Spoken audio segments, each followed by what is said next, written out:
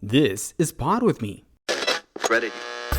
No. I say take another road. Wow, vitamin C? Wow, this is fantastic. Why is this on the evening news? When it hits a body that doesn't have enough vitamin C, enough vitamin D, you get what is called a overactive immune system. It just goes haywire. My thing is about being empowered, and I refuse to give my power away to anybody with a little white coat.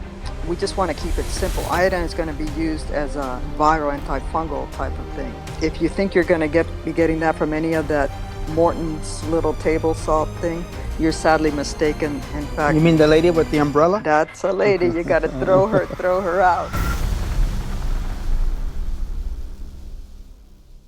Let's get a sound check. Are you ready to pod? Let's go. Roll sound. Welcome to the pod, Olga Chicalis, aka Tita, my aunt. How are you?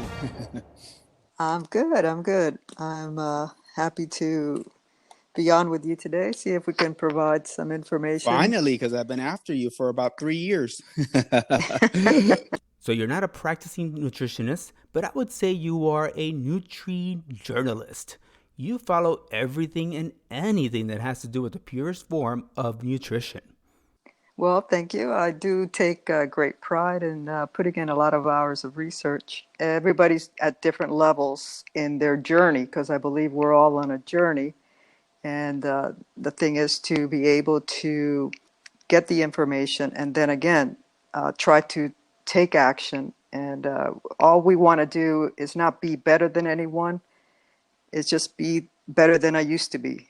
You always have great advice, and your advice is needed now more than ever. We're facing a great challenge at the moment. We're surrounded all the time by different bacterias and viruses. This is just the way it is. This is nothing new. In fact, we're basically a host for these bacterias and viruses. And so you have to focus on what you can do to strengthen the host. If you make it so that you have a strong immunity, this virus is going to bounce off of you. It will not take you down. And this is a message that is not getting out to the population. They are going around with this victim cap on. You have to take the victim cap off. That serves no one. We have within our powers to do several things. I don't like what I'm seeing out there where the media is not asking the one question. And as a journalist, as someone who should be really interested in finding out the truth, is why can't we do something to strengthen our immune system? Why is it everybody's just told just to get inside and don't leave your homes? But why aren't we addressing the simple things, the low-hanging fruit that will be able to be resilient about this virus? So, Olga, tell us, what is the first step to getting your immunity up? One of the big factors that I've been trying to make sure everybody understands about the immunity and how we can take it and let it do its repair jobs. And this is going to start with, there's 24 hours in a day. And out of those 24 hours, we have to make sure that the 7 hours, 8 hours that you get of rest, hopefully in that ballpark, will be quality hours, because this is when our immune system, our repairs in our cells are getting done. So if you don't prepare your body to get the right amount of rest and you go to bed very late, you might start missing these critical repair systems to start getting your immune system strengthened. So there's a certain amount of things that I would tell you that you need to do to get yourself ready for bed. Depending on your sleeping window, that means if you usually are going to look at, you usually go to bed at 10, or you usually go to bed at midnight, or you usually go to bed at 8, hopefully not much past that. I think in Miami, everybody goes to sleep at 2. Oh boy. Okay. So, there's going to be a circadian rhythm, and this is something that once you go to bed past, let's say 10 o'clock, 12 o'clock, you start missing on some of those benefits. But anyway, so we'll just focus on those 7 or 8 hours that you really need to get some good rest. One of the first things that you need to do is you have to make sure that you stop eating, that you finish dinner, that you don't eat before going to bed. So what happens if you end up eating before going to sleep? That during the time that you're supposed to be sleeping, your body is trying to digest the meal. Well, guess what? Your body can't do both things. It's going to do the digesting and taking care of that, and it's not going to be doing the repair on your body. Loading your body with any kind of carbohydrates or any sugar just before you go to bed where you're less active, this is going to drive your blood sugar up. Sugar in itself is one of the things that takes away from your immunity, because it eats up and your white blood cells really get damaged with too much sugar. So we want to do 3 hours before, no food. So hopefully that will be an easy takeaway. Start trying to wind down what you can. If you are looking into a device, I suggest looking into blues blocker glasses, which it takes the blue light, and because once you suppress the blue light, is going to suppress your melatonin, and melatonin is one of it's a hormone that is needed for repair. Make sure you get a deep sleep, and this is going to be significantly impacted just if you're staring into a screen. So having blue blocker glasses is a great thing to have on. So you just throw them on a couple hours before you go to sleep. It will tremendously help with this melatonin production in your body. So we're not eating, we're putting on our glasses. Another thing that is going to help is maybe doing something to quiet the mind. If there's any kind of meditation practices that you can put in place, things of this nature, a nice warm bath. If maybe some people take a magnesium Epsom salt bath, this would be a fantastic time. These are just a few things. Then if we talk about supplements, you look at like a valerian root, have a small dose of that. It comes in a tincture, Okay. or you can get it in also tablets. But a tincture is what I use. I just put like a half a dropper in a little shot glass. Then I also recommend 1 milligram sublingual melatonin. And notice I said 1 milligram. I do not want anybody to go out and take any larger doses.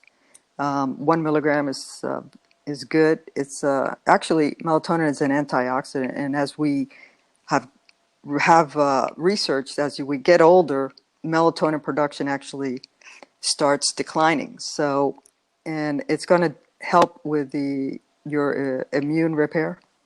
So this is what's going to let you fall into that deep sleep.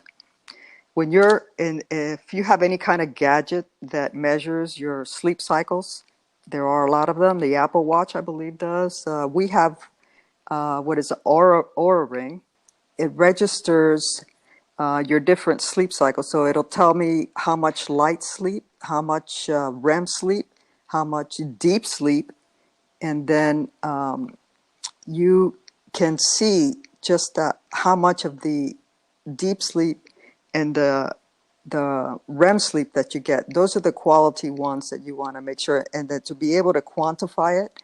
So everybody's an experiment of one. So you'll see when you start measuring these things, you'll see that, wow, if I did this or I did that, or I took this supplement, or I really did that meditation practice or that breathing exercise, I took that warm shower, I can see my readings from last night to was quite different. I got like 2 hours of deep sleep. I got 2 hours of REM, which is fantastic. That's what you should shoot for. When I look at health, I look at health as a longevity tool.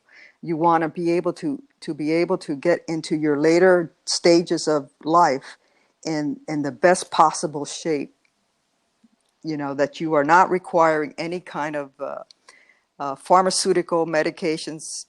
That's the goal, that you're taking your vitamins and exercising and sleeping right, and you've got your weight dialed in, And so by doing all these things, then you can keep your immune system and you can keep your body, mind, and soul in one piece. And then you can, each decade, you can just be the best version of yourself. Very nice. And, So the 1 milligram of melatonin, Mhm. why 1 milligram? Because I know that that some people have taken it and they have headaches and they don't feel right when they take it.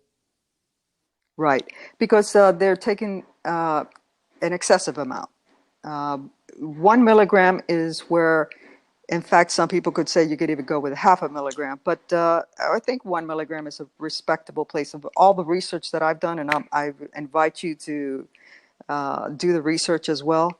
But 1 milligram is a very respectable place to start, so you can figure out what you need to do to get your sleep dialed in. I'm a big believer in you have to measure it to know where you're at, because we're all individually different. We all have different genetics and we all have different toxic exposures.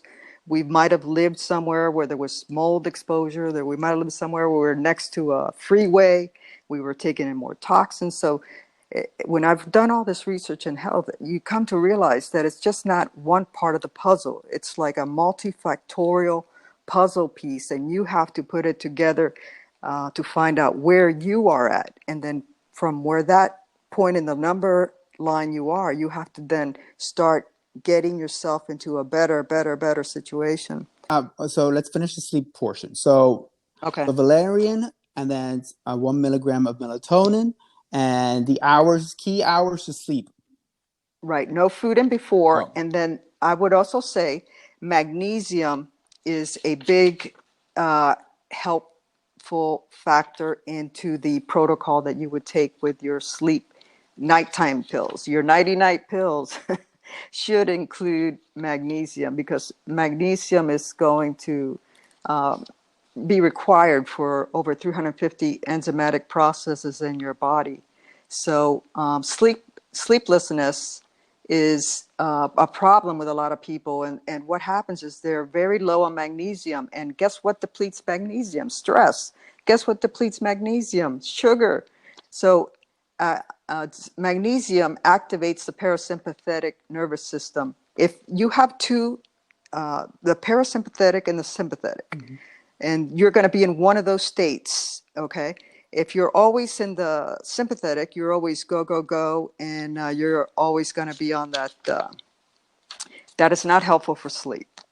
So you need to activate the parasympathetic, and everything that we've done to prepare us for sleep, we are now trying to activate the parasympathetic. And then magnesium is going to be a big game changer. If we can make you aware that magnesium is going to be one of those crucial supplements that you need to have in your protocol. All right, so we took care of sleep. Now that we got the sleep down packed, what are the vitamins, the key vitamins that we need to be taking for this battle? Okay, so we're going to look at first runner-up here is vitamin D. So like I said, I'm a big, measure your vitamin D. These tests have been around now for a very long time. I would hope that everybody could tell me my vitamin D is X, my vitamin D is 30, my vitamin D is 20. Your vitamin D, you need to know. You're going to find out vitamin D is going to be a deal breaker if you are not at the right optimal dose. Your vitamin D needs to be between 50 and 80 milligrams. So if you're not in that range, that's the optimal range, then you need to try to get yourself there. But for right now, I would suggest 10,000 units of vitamin D3. And then I would take a D3, I would make sure to try to get it with a K2. Would probably be a good protocol. But we're going to another vitamin, K2. Why K2? Yeah.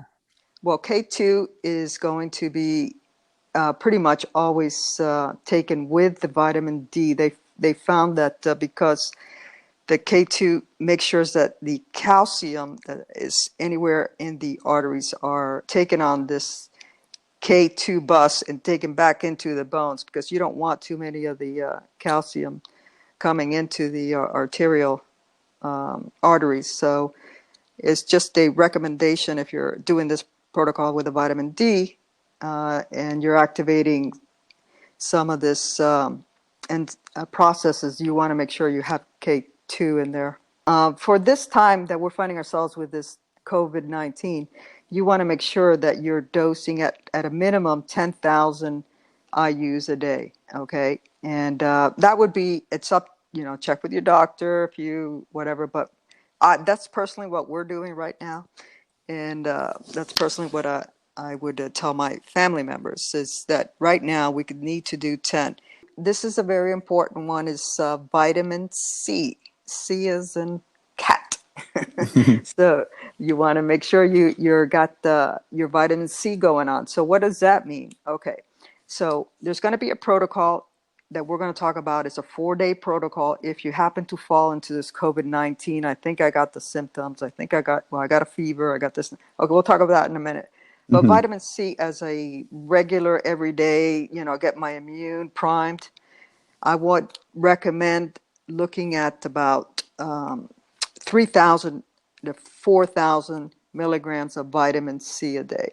This is very important because vitamin C is going to be involved in fighting viral and bacterial infections in your body and supporting those white blood cells, okay? The white blood cells. Mm-hmm. We got the vitamin C. Now, the vitamin C is, I would want you to take it throughout the day. So that means you would take one at maybe at 9 in the morning. I'd take another one at 12 or 1, because vitamin C only stays in your body for about an hour or two. So if you take the whole 5,000 dose right away, it's only going to stick around for an hour or two, okay? So I would want you to, spread it out throughout your day. Now, one thing you know about vitamin C is that once you've maybe hit enough in your body saturated with vitamin C, you'll actually start getting, you hit bowel tolerance. That means that you might get a little bit of loose stools. So anybody who's out there has got a little constipation going on, maybe this is even a good thing. So you know that you hit the right, once you know that your body's like, okay, my body says I have enough vitamin C, what it does with the rest of it, it makes you have loose stools. So boom, you can never go wrong here.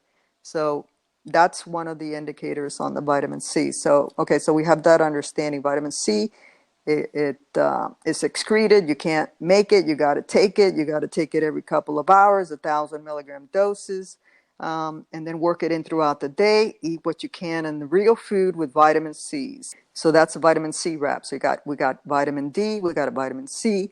And then I would tell you the next thing is right now that's quite important. It was to be zinc. Right now on Amazon, it's really hard to find zinc. It's like a challenge. So, but that is one of the things that in this protocol right now, one of the few things that you can do is to get that D right, to get that C, to get that D, get the zinc right. So get yourself a zinc. Look for a zinc. Chelated form is better, 30 grams, and just do one of those a day. The next thing is the vitamin A right now.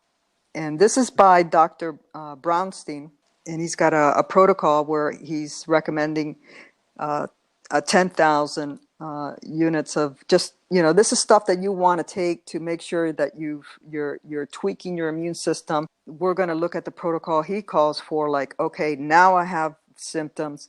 Now I'm not feeling good. Now I got a fever and some of the things. So this is now the protocol, what you need to be doing and be ready and have handy if you start getting the COVID symptoms.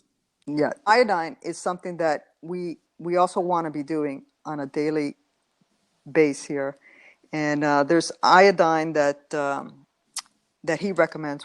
You would just put like 2 little drops into a little shot glass and have this in the morning, for example. That's when we have it. We just want to keep it simple. Iodine is going to be used as a antiviral, antifungal type of thing in the system.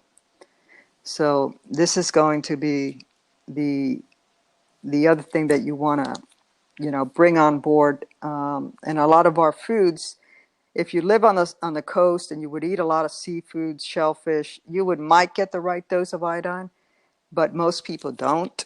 And so If you think you're going to be getting that from any of that Morton's little table salt thing, you're sadly mistaken. In You fact, mean the lady with the umbrella? that's a lady. You got to throw her out, because that's just a mixture of bleach and other chemicals, and they throw in a little bit of iodine, which evaporates. Those cartons sit around for years and they just evaporate. They basically, you're getting nothing from there. So you want to get yourself using real salt that has minerals in it. This will make us ready for Corvid, huh?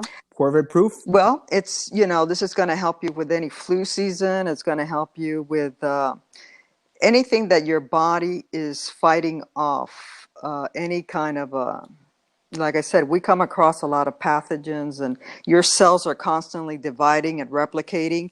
And if you don't want any misreplications in any one of these cells, they need to have certain nutrients on board, certain antioxidants on board.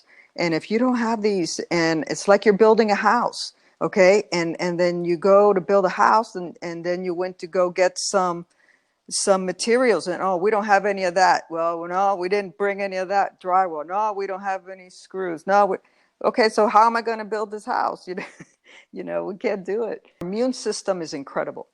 It does the work for us. We just have to be a little bit mindful and make sure we supply it with some of the things, because what we have right now as a food supply is very sad, because what they've done is they've processed too many foods in boxes they spray it with chemicals, and then they tell us that this is food that we should be consuming. So we need to go back to trying to look at our food. What are we eating, and trying to get a better nutrition, and making better choices with that. But so if you don't get it from the food, and the soils that we have nowadays are depleted. So if you get the foods from the ground where the soil's depleted, and then it gets processed and put in a box, and then it gets on a shelf and it sits for 6 months, and then it gets to you, what do you think your body's going to be doing the repairs with? And Right. what do you have to say to those people that think it's too expensive to buy organic food, or they can just simply afford it? Well, you can tell yourself a story. And the story I tell myself is that I would rather make the choices right now by doing what I can, paying, for these supplements, or making the better food choices, because in the long run, you're going to be much more healthy. Look at the population. Why do you think the United States is such a bad way right now? Because 60-70% of our population is overweight or obese. And about that same amount of people we're talking about are walking around with prediabetes or diabetes. And guess one of the most people that are dying from this COVID, guess what? They're dying because they have hypertension, they have heart disease, they have immune compromise. So, they either have a cancer, they have an autoimmune disease, and all this is the food that we eat, and what oxidants we're putting in to do the repairs. So you do the math and you decide, okay, I'll take a shortcut now, and then I'll pay for all these pharmaceuticals, and I'll be on insulin, and I'll be on hypertension drugs, and I'll be on statin drugs. No. I say take another road. Right now, this is the least expensive road. If you get on this road and start taking charge and making these food choices that are better, a little bit here, a little bit there. These are a lot of things to contemplate, but I'm telling you, you have to, because the option is not acceptable. The option to be, diagnosed with one of these diseases, and then this little virus comes around, a virus that should just be like a common cold. It came, you felt bad, you had a little fever, whatever, got over it, and you're done. But when it hits a body that doesn't have enough vitamin C, enough of vitamin D, you get overactive immune system. It just goes haywire. Vitamin C actually calms down this, what they be calling the cytokine storm. It's like, wow, vitamin C? Wow, this is fantastic. Why is this on the evening news? So vitamin C, vitamin D, vitamin A, is zinc, and iodine are crucial in the toolkit right now. And sleep. And you got to get that sleep. It's 8 hours, 7 hours. Give me something. But you have to have the right protocol. You can't just load up on a bowl of ice cream or decide to eat 1 hour before going to bed and then expect to get good sleep, Okay, if you do have a fever, take your temperature. Make sure that, it's staying about 102 or below. But you don't want to actually start popping Tylenol for that fever, because your body is in an innate wisdom is trying to burn off that virus. Tylenol also affects the liver and knocks out what is one of the main antioxidants that your body needs, which is glutathione. Okay, this is the master antioxidant in the body. So for that reason, and the reason that you're stopping this fever, because now you're disabling your body from doing what it needs to do to burn this virus out of your system. So you're just prolonging the illness. Okay, you want to let it run its course. You want to make yourself comfortable. Put some, cool towels on your head. Whatever. But you do not want to stop that fever. And if you take that Tylenol, you're going to deplete your glutathione. And the more you deplete your glutathione, the worse outcome you're going to have. So when should you take the Tylenol? Well, let's say that the fever is going creaking up to 103. At that point, maybe you want to consider taking one Tylenol. That's just my, opinion. But I really, really have the Tylenol behind glass. Only break in real serious emergency. You don't want to pop those things like Pez heads. People are told, yeah, Tylenol, a little pain here, a little pain, but Tylenol. No, you're doing damage to your liver. You're depleting the most important antioxidant in your body, glutathione. They actually measure this glutathione. If you go to the hospital and your glutathione is like 0, you're dead. Yeah, this is the master antioxidant. So you want to respect your body's innate wisdom. Let the fever run its course. Of course, have that thermometer, mitigate it. Realize you're going to be sweating profusely. That's fine. You're getting the toxins out. The body's doing what it needs to do, trying to get rid of it. Okay, so you have to hydrate while you're sweating. You have to make sure that you have, if possible, some kind of chicken broth, chicken soup available. You also want to have coconut water. Works quite well. Get those electrolytes back in. So you have to drink plenty of water. And if you don't have enough water in your system throughout the day, we're constantly trying to make sure we do that. And the first 4 hours when you wake up, those are crucial hours for you to get over 50. Let's say whatever you weigh in body weight, you should do half of that in ounces of water. So you should have consumed that much water by 4 hours, the time that you've woken up. And if you haven't, you're already behind, because you don't want to be drinking that kind of water all the way into later on in the night, because then you'll be up and that's not good for sleep. And if your immune system is in a pretty good spot and you don't have one of these chronic illnesses, then you're going to be able to get over this, within a few days. And not, should be shutting down our economy. There's another gentleman there that I've been listening to, and he just breaks it down so elegantly, where he talks about how all this information is just being suppressed, and that this conspiracy about what it's happening here with the government, and the vaccination schedules, where they're just going to want to get everybody tracking them and vaccinations, and it's taken this turn for the worse, with the government being heavy-handed with the population, where some of this information is so simple that why aren't we hearing this? Why is it? because this high dose vitamin C, they're doing intravenous high dose vitamin C's in the hospitals, especially in other parts of the world, and they're having great results. But why aren't we listening to any of these other options? So even if you can't get high dose vitamin C, you can do the high dose vitamin C like we discussed. My thing is about being empowered. Okay, don't give away your power. You are not the victim. So that's what we have to make sure everybody understands, that everybody has the power unless you give it away. And I refuse to give my power away to anybody with a little white coat. They're not trained in the nutritional aspects. They're trained in the pharmaceutical aspects. They can write you prescriptions for all sorts of drugs. That's not my thing. You know, my thing is to keep my immune system healthy, and to make sure that, you know, you maintain your flexibility and your body so it can be responsive, and you can have a good journey. Thank you so much for being on the show. And we're definitely going to have you back. And Olga, one more thing. Don't fall off the pod. And here are the doctors Olga wants you to know about. Dr. Shaiba Adorai, Dr. Brownstein, and Dr. Berg.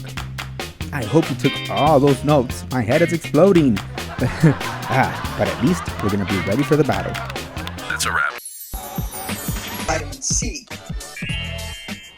Wow, this is fantastic. Why is this on the evening news? Wow. Guess what? The vitamins. Wow. Tylenol. No, you're doing damage to your liver. You take that Tylenol, you're gonna deplete your glutathione. You don't want to pop those things like this. Vitamins. Wow. You have to drink plenty of water. My body says I have enough vitamin C. What it does with the rest of it, it makes you have loose stools. So wow. It's excreted, you can't make it, you gotta take it, a couple of hours, 1,000 million. It's excreted, you can't make it, you gotta take it, a couple of hours, 1,000 million doses. C is cat. Wow. You're getting the toxins out. Wow. You're getting the toxins out. Wow. Vitamin C. Vitamin D. Vitamin D. But why aren't we listening to any of these other options? 2 hours of deep sleep. I got 2 hours of vitamin. 2 hours of deep sleep. I got 2 hours. Vitamin C. C is cat. Vitamin C. Wow. Vitamins.